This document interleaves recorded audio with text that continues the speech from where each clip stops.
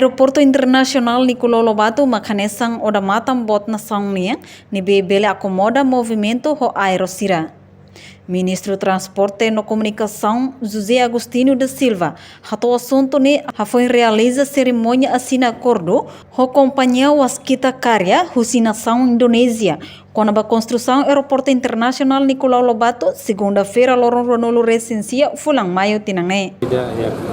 Assunto ne resolve ministerial deve decisions di servizio então começando também por entrar nesse recinto para acelerar o processo. Possível essa semana já não é semana hoje. Orçamento total. Orçamento está esforço antes que anuncie o tribunal sobre o resultado das eleições. Significa documento nesse haruka para tribunal? É claro. Depois de assinar, ainda tem que haruka para a Câmara das Contas para ver o visto previsto. Vai ir a contrato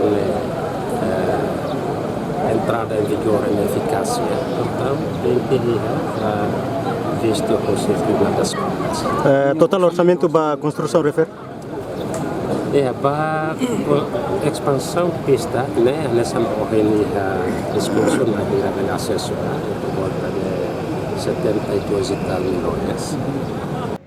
Tuir Ministro José Agostinho, conectividade aero, ne importante teves, atu facilita movimento EMA, nossa sansira, nebe mak usa meios transporte aero, tanto mai Timor-Leste, no Mosba, na São Selu. Participa e a cerimônia assinatura ne, mak Presidente da República, Primeiro-Ministro, Ministro Finanças, Ministro Obras Públicas, Embaixador Tailândia, Embaixador Japão, Embaixador Indonésia, inclui convidados Circelo. Enquanto o total orçamento da construção Aeroporto Internacional Nicolau Lobato ne, hamutu krihung hitunulo $100 dólar americano. A reportagem Epifânia de Carvalho, Selfie Anakai, Televisão Timor-Post. Janela Informação by Emma Hotu. Atuheta informação atual diakliu kita haluha. Haneham botão subscribe, like, halo comentário no fahetutang ba media social Hotu.